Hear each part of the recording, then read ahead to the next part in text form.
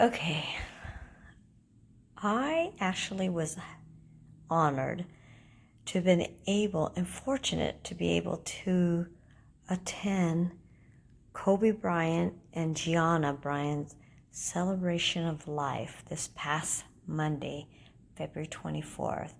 And this is what was given to every fan that entered. It's a t-shirt with great little montage or collage of the two of them, so precious, and a booklet program about a celebration of life. Let's see, I'm trying not to get the glare.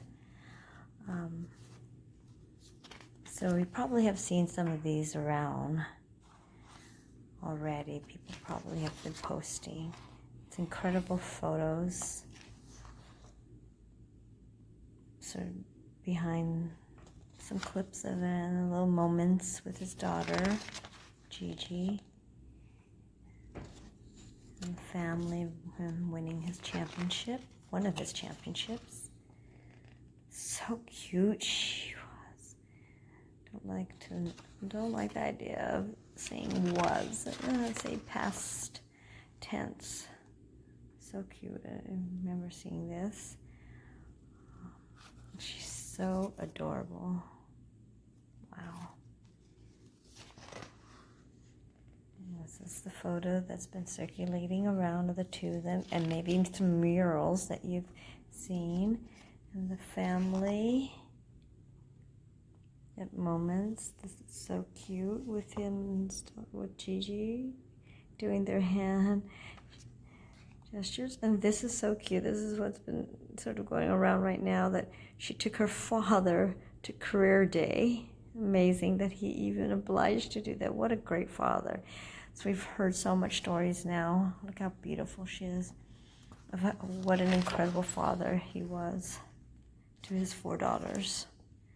And that's what pains me to know, that he hasn't been around long. He's not going to be around to see his other beautiful daughters grow up to be successful. Look at this. This is so amazing photo. So cute. Thankfully, he was able to meet his 4th daughter, Capri. Photo. And this is when he won his Oscar. If you guys seen Dear Basketball, oh my gosh, heart-wrenching. Beautiful photo of the two of them, Vanessa, Kobe, and the two of them. Totally, so much like her father. And then the day the first game the first game after the tragedy, not the Tuesday but the Friday, because the Tuesday they canceled the Laker and Clipper game. And then it just so happened my husband, along with his coworkers, they bought tickets to the Friday game, and not knowing the tragedy, of course. And so he was lucky enough to get these t-shirts that were draped on every single seat in the Staples Center Arena, from all the way up to the nosebleed section. So now we have 2 collectibles honoring shirts for Kobe Bryant, and then a little his quote from his retirement to his daughters. And isn't that great? Look at that. 2 infinity 24 number 8 sideways. Oh, and also, and the Mambacita Foundation, all proceeds from the memorial are going to the Mambacita Foundation. And show you the back of this t-shirt is the Bryant 24, and then they turned the 8 over to, so it looks like an infinity, or It's infinity. So it's amazing that it still has 2, 8, 24, infinity forever. Forever 24, forever 2, forever 8. And then along with that, this card, ticket. But it's a ticket for everyone because it's section significant, section 8, row 24, C2. And it says Celebration of Life. It's a collector, so I got to put this in a nice sleeve. And look at it, the butterflies are embossed. It's really beautiful. And on the back, it's Psalms 23. The Lord is my shepherd. Oh my gosh. I'm still getting a little choked up on this. And then this lapel pin that if you watch the memorial, every person who went up and everyone around the stadium, the celebrities, wore this KB pin. So it was a great memorial. Everything was so well organized. So even security, first of all, it was seamless, no chaos. It was not chaotic, I should say, getting in, but they really were enforcing a lot of the security. My allergies, oh my gosh. Anyhow, so you had to register, and the week before, that Friday, that it was announced that you had to register online, and then got the message on Tuesday, a text that I got on the wait list. So a lot of people I know, a lot of friends, and said that they were put on the wait list as well. But then with, of course, the high demand, so then you'll get a follow-up text message with a code to input the code. If you get a code, you get a text message with a code if you're lucky enough to get it. And I just so happened to receive one on the last Wednesday, a week ago today.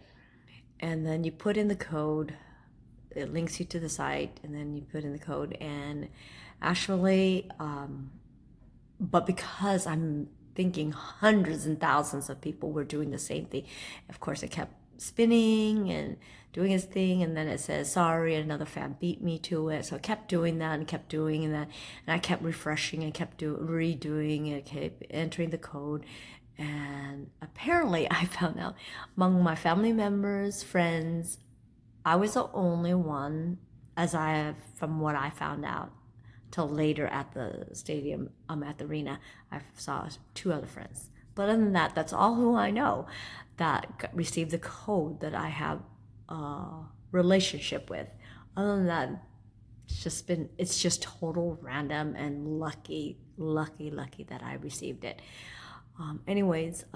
So I didn't put it, and then basically gave up because it just kept giving me that error message saying that another fan. Then it says, sorry, no longer found. So that was Wednesday. And then my sister-in-law called my brother. Well, my sister-in-law called my husband, her brother, asked if I got through, if I got a code, and he told her that I did get a code. And then she told me that she lives in San Diego. I was the only one that they know in San Diego that got a code as well. So I didn't really realize the significance, but I should have realized that there's going to be hundreds and thousands of people trying to get into this, and only 20,000 capacity at the Staples Center. Needless to say, I didn't think about it, and then by Saturday, my brothers and sisters arrived just to hang out, and then she calls me that Saturday night to tell me, get in, redo it again, put your code in. So I did, and I kept doing it, and it was still giving me all those error messages thing. And then finally I got in. I was so shocked. And I didn't even look to see where I was seated, so I had to plug it in, and got in. And then my sister, I forwarded it to, because she was going to come with me, and she helped pay for it. And then so I she goes, "Do you see where we're seated?" I didn't even bother looking. I just was so excited that we got in. And then I realized that when I looked at it, that we had great seats. But still, you won't know until we were right where we could see the stage right in the center of the basketball court. Anyhow, once we got in there, we walked to the Staples Center. They said they were going to create a perimeter of the entire LA Live and Staples Center. So that's a huge entire block between the two venues, if you ever been downtown LA. So we walked down easy. We got in early. We took the commuter bus, which was nice, one of those nice coach bus, really nice. Not the public bus, but it's a commuter bus. Anyways, got in early by 7. Got our Starbucks and then walked to just the corner of where LA Live begins. They already were starting. They asked for the ticket on my, because everything is on your phone. There's no actual ticket. This is just a souvenir ticket. So an actual ticket is all electronic. And if you screenshot it, it's not going to, because there's a bar that keeps sliding back and forth against the barcode. So they know it's a live ticket. So went there, a person approached us, but people were congregating in the corner. So I guess those are the ones who didn't have tickets yet. I don't know what they were doing there. And music videos. And he approached us, he goes, "Oh, do you have your ticket?" Oh yes. So I showed, and I said, for both of us, and I had to swipe it to show that. So I went through, and then right when I was ready to go through, there's 2 cops there, and they asked for me to show them my tickets too. Then like halfway down the block, again, another security point, and the cops also asked me for the tickets, to show me the tickets. Went through that. Then the next one, right before you get to the Staples courtyard, if you ever know, another security. And then after passing through there, showing my tickets, went through, now it's through the lines to get in, but we were there early enough, there was no one in line, and they told us we can't have our coffee. Anyhow, by the time we got there, she was so nice, and we were just talking, and then the buzz, and just feeling the privilege and the honor of being there, ready to go into the Staples Center, to see the memorial. Then we took pictures around. They had the Celebration of Life, this particular with the butterflies. It was all over the screens, because they were not going to televise or display anything on the outdoor screens. So, but all of that was all over, and we had a show again, and then we got into our line, and then by the time we got inside, we walked into the main arena. It was lit, this beautiful purple hue of light, and you see all the flowers, and then we get to our seat, we're like, oh my gosh, we're right by, we're so close enough to see the stadium, and we could see where it was blocked off with roses, that we knew that's where the family was going to be seated. And at that time, we didn't realize how great of the seats were. We were actually able to, we were on the side, but able to, the speakers were, the way you're talking, the podium was facing the camera. So we didn't have the back of any of the speakers or the performers. So it was incredible. And then we got there early enough that we were able to see players as they got closer to 10. All the players were walking in, celebrities were. So I was pointing like, oh my gosh, there's James Worthy, there's Kareem Abdul-Jabbar, oh my gosh, there's Shaq, and there's Kerry Washington with her husband, there's Ciara and Russell Wilson, And then you see the Kardashians walking with Kanye West. And then you see Dwayne Wade and Gabrielle Union. I mean, oh my gosh, it was just like head turns. And I'm like, oh my God, there's Michael Jordan. And the people around me, because I'm ratting off all these names, they're like, where? And I'm pointing. And oh my God, it's just incredible. Jennifer Lopez across the way. And Alex Rodriguez. And I mean, a who's who in athletics for the NBA was there, and the celebrities were there. It was incredible. And then I saw Jay-Z, then wondered where Beyonce was, but they sat Jay-Z down where inside the family section, and then we saw Kobe's sisters. I did not see the parents walk in. Later, when we noticed they were sitting down already. And then as they approached to 10 o'clock, we saw the security lining up. And we just so happened to be where the tunnel where a lot of the A-listers were coming through too. And then the security was lining up and Staples staff was lining, where we said to ourselves, that's probably where the family's going to show up. Because at that time, nobody knew if Vanessa and her daughters were going to, or her family or the family members were going to show up. Oh, and then we saw Jeannie Buss, owner of the Lakers, come in also. And then everybody stood up. Everybody's like, oh my gosh, she's here. It was incredible. Then we saw her. She was arm in arm with her oldest daughter, Natalia. And then you see the family, and I guess her nephew or whomever was holding the baby, and the little, there's another family member holding Bianca. Capri's the youngest, the baby of the family. Bianca is second to the youngest. Anyway, so they walked through and then seated, and Jimmy Kimmel was excellent. He lightened some of the moments, and then after, well, now I can't remember, did Beyonce come up first or did Vanessa? Well, anyways, when Vanessa spoke, when she walked up and Jimmy Kimmel, maybe off camera, I don't remember, with the camera, but he walked and we saw her, Vanessa stood up, and I'm like, oh my gosh, we looked at each other. She is walking up stage, because I don't think anybody knew she was going to talk, that she was going to speak. And did she speak? I give it to, as a mother of two daughters, I cannot even imagine speaking up in front of all those 20,000 plus people, and among her husband's peers, colleagues, friends, and everybody.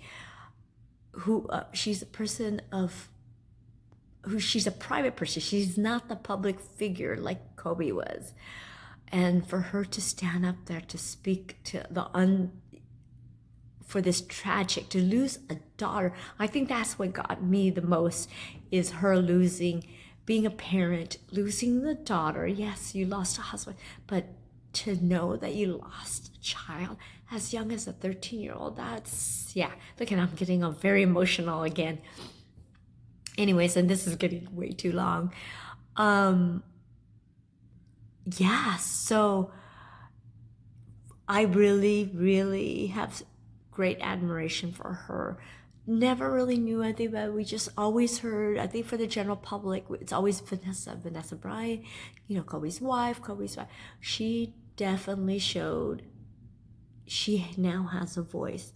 She has a voice. She's not just Kobe Bryant's wife. She is Vanessa Bryant, widow of Kobe Bryant, but she stood on her own eloquently, bravely, and her voice cracking when she talked about her daughter and the stories about her husband, how much Kobe, for all his flaws, to me, in my eyes, he redeemed himself and took good care of his wife and took care of his daughters and loved his daughter unconditionally to the utmost, took good care of them. And that was his next project. That was his next chapter in his life, is moving WNBA, women empowerment, young girls to know that they have a voice and they have the power to move ahead as well.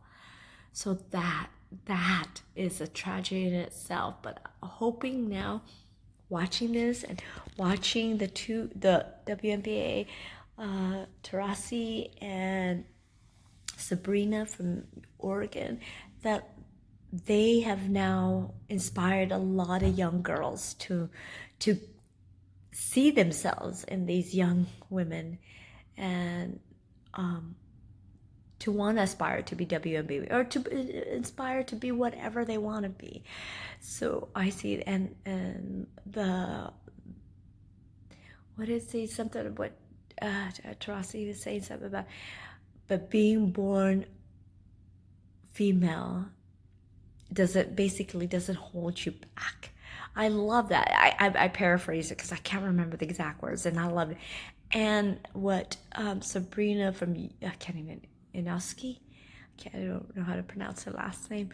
No, she did an incredible job too as a senior at university, and then she had to fly to Stanford University to play against them, and did an amazing job after saying a eulogy at the memorial and scoring and having a historical groundbreaking moment.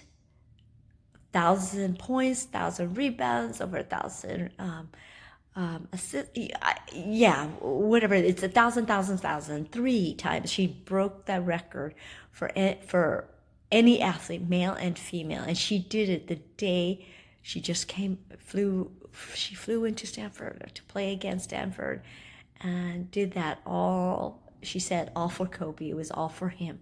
And to know that she had that relationship with Kobe and Gigi, oh my gosh, I could just go on and on. Anyways, just to kind of wrap this up, but I have a greater appreciation. Always been a fan of Kobe, kind of here and there, in and out of, especially in between of his career, in and out, but always been a big Laker. Ever since we were young, my dad introduced to the Lakers. We watched them. We were the 80s, the Showtime era, watching a Showtime with Magic, Kareem, Cooper, them. It was Showtime. That was it. And then the rivalry with Larry Bird, the Celtics. That was my era of watching. And then when Kobe came on board, it was amazing to watch. Then in the middle, I guess with family, raising family and everything, kind of fell in and out, but still watch Lakers from a distance. I've been to the Staples Center a few times before we moved away, and now we're back in California. Anyways, that's for another time.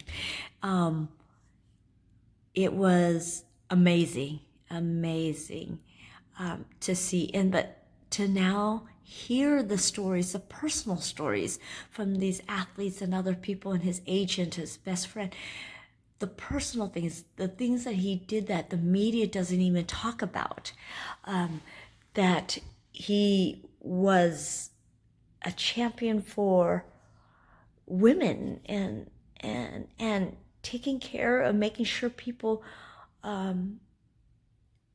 could better themselves, always giving such great advice to these young athletes, or to aspire to do great, to not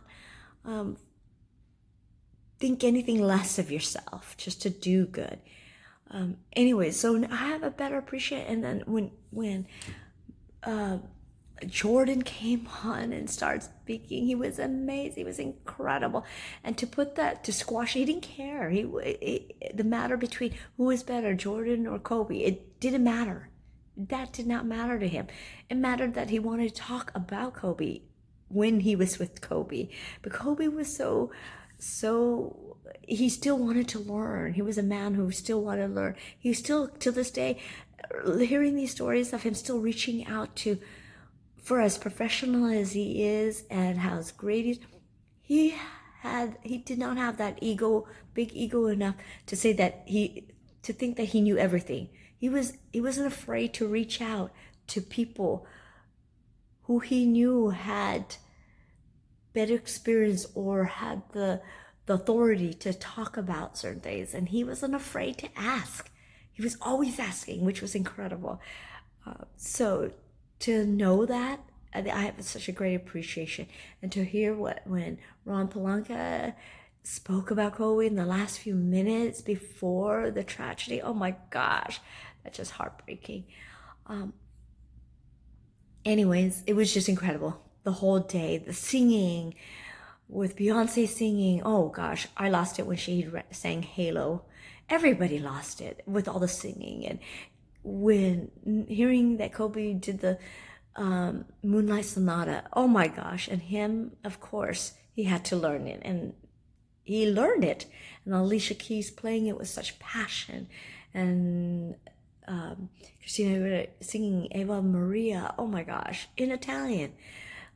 Anyways, I could go on. It was just overall the most incredible experience, and grateful, fortunate, all these adjectives of being honored to have been there to witness the celebration of life of Kobe Bryant and Gigi Bryant, and of course they memorialize the other seven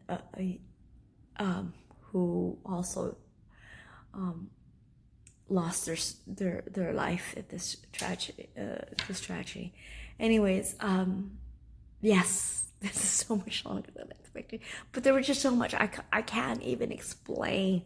Oh, the feeling just being there, and I had to rewatch it because there was just so much to soak up. I didn't take a lot of photos because I wanted to soak up everything as much as I possibly, but I'll try to post some photos of what I did take. They might not be as great, but anyhow. So within light of Kobe Bryant's and his the loss of Kobe Bryant and the memories that we all have of him, and that mama mentality is just to basically go forge ahead, do what you want, don't let anybody stop you. And that's what I need to work on. I need to work on myself to do better, to do good, to move ahead and do good for my family, my daughters, inspire my daughters too, like he did. And anyways, so I know I've rambled and kind of given you a little bit of what happened in my experience there. Overall, it was great. Well done. Kudos to Vanessa Bryan, the Staples Center, and the Laker organization of letting us fans be able to participate and be there too. So, thank you for listening.